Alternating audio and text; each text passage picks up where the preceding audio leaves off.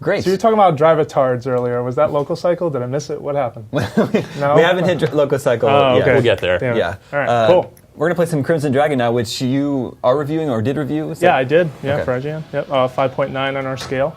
That's not amazing. No, and I had my hopes really high for this. I've been on board actually since the beginning when it was the working title was Project Draco, and it was initially a Kinect right. game. Yeah. A Kinect game for 360. That's right. Yeah, and I've been on board with on-rail shooters before. You know, like Child of Eden a lot, like Rez a lot, like the original Panzer Dragoon, even Orta. And this is mostly that team.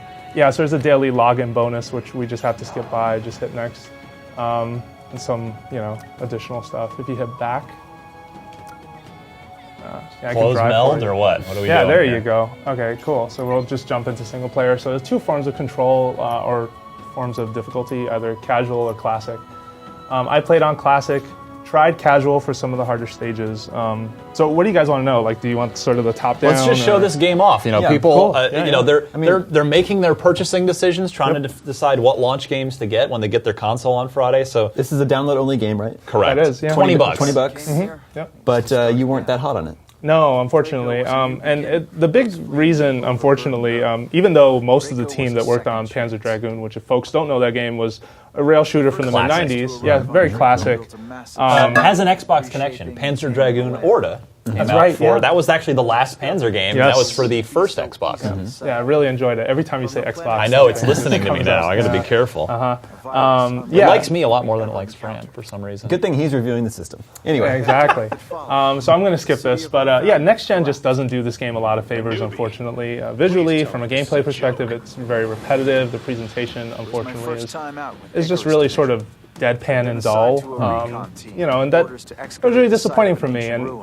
I was really looking forward to a lot of that stuff. They do have some cool ideas in here. There is sort of an RPG approach in that these dragons can be evolved and leveled over time. And you as a rider also level over time, which controls what dragons you could then unlock and purchase later on in the game. And that's really cool. I think all those ideas are great. But it's the repetitive action of playing through stages you've been through 4 or 5 times. Like, it's like getting on the same roller coaster like 4 or 5 times in a row. Eventually, you're going to get tired of that ride, no matter how much you loved it. So we're starting right here. It's got sort of traditional controls for this genre. The left stick is moving the dragon back and forth. The right stick is moving the reticle so I can aim. And this is on rails. There are some free flight sections, but that is much later in the game, and there are bosses tied to most of those sections.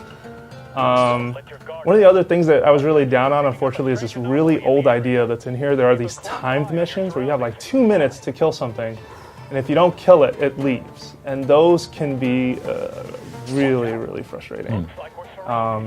So yeah, we're just traveling through this area here. You lock on by hovering over something. You fire with the right trigger. Left trigger is to switch your skill. You have 2 skills to choose from. One is a standard sort of attack, and the second one is a different type. So you'll see when I switch to my skill, the reticle changes, so that's a clear indicator. I like that. In previous games, or at least in older like on-rail shooters like Panzer Dragoon, the triggers work to change the camera view. Instead, you just kind of control that by moving the reticle, and I just took a bunch of damage there. So enjoy that.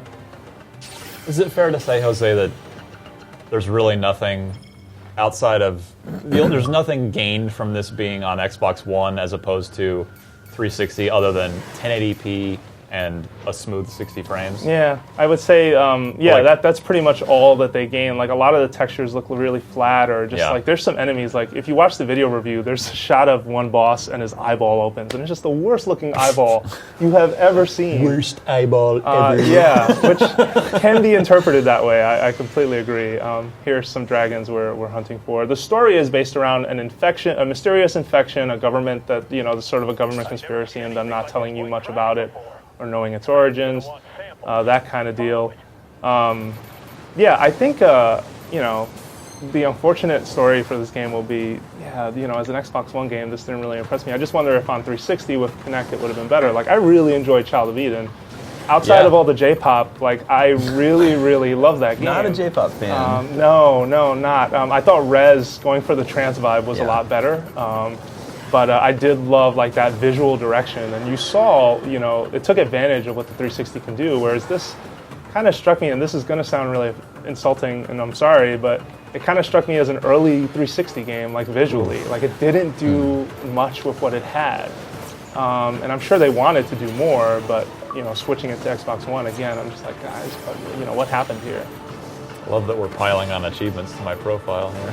Yeah, enjoy that. So, the achievement notifications I've seen in all 3 games so far have been purple. Blue. Blue isn't. Sorry, maybe I'm colorblind. Can you set that color? Is that a preference? Yeah, there's about a dozen different colors you can pick, from the traditional Xbox green to Leah Jackson has pink. I've heard about that. Yeah. Fran Mirabella is communist gray. Okay. Got it. Yeah, and then there's purple, red. So this, I played a couple levels of this game at an Xbox One event a few weeks ago, and I wasn't enamored with the gameplay, but I really liked the creature design.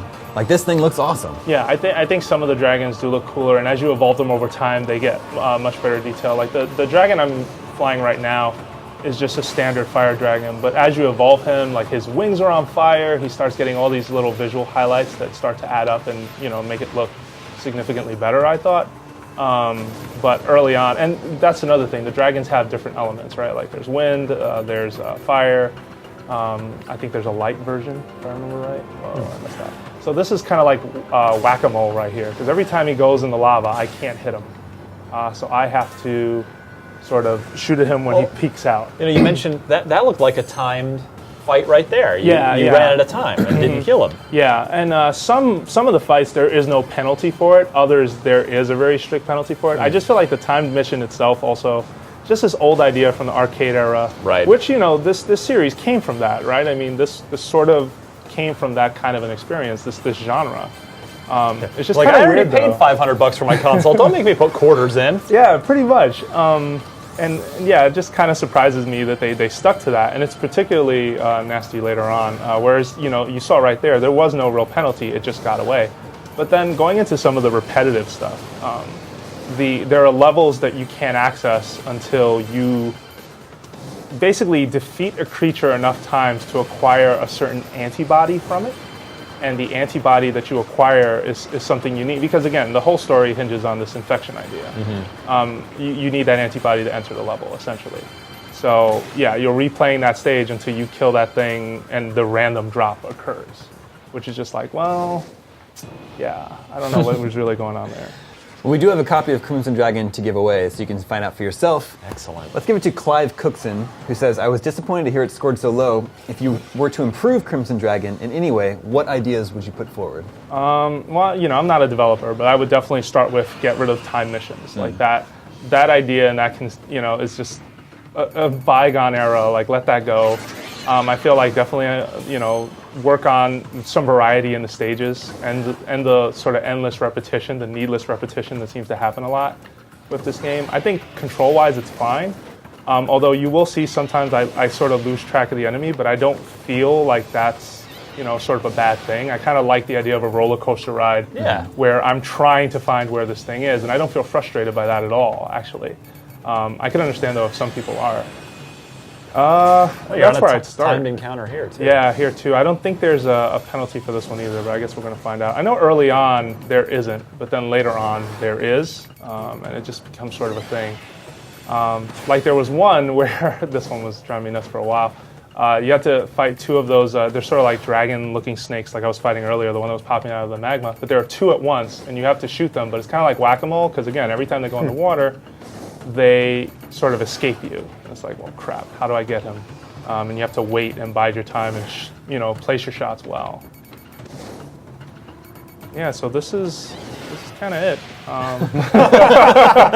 Sorry. 30 seconds. Well, Clive can try it out for himself. Yeah, I think folks should try it out, and I think as long as you go in with the right expectations, it'll be fine. I'm curious what the Kinect product would have been, versus the Xbox One version that has shipped. Well, they haven't really said what happened at 361 either. There are we probably have some Japanese gamers that could actually tell us that, because a playable demo of the game of the original Crimson Dragon for 360 Kinect Okay. went up on the Japanese marketplace for a little while. Yeah, that's Remember right. that? I remember that So story. yeah, I never got my Yeah. hands on it, but I'm sure there are That's folks right. out there that did get to try it out. I think this is another cool That's monster. cool. Like, Yeah, no, I agree. it's Yeah. got some cool monsters in it. And some of the free flight sections involve huge bosses. And when you're flying around them, you're like, wow, that thing is massive. Oh, so it's not completely on rails? No, there are some levels that will just give you full control. Those can be a bit frustrating though, because then they tack on like very specific objectives, like, hey, hit him in the weak spot. And they won't tell you what it is, which is fine. But if you're on a time mission, you're kind of pressed for time to figure out what that weak spot is. It turned out to be like 4 eyeballs it had around its. I played that boss. That was annoying. I was like, what is going on? Yeah. Ended so poorly for me. Well, Jose, thanks for taking some time to show us Crimson Dragon Absolutely, today. yeah, no problem. We're going to switch over to Fighter Within now. So this requires a little bit of setup. We've got a very small little studio space. We need to get this table out of here. This is the only gesture-driven Kinect game in the launch lineup. I mean, it is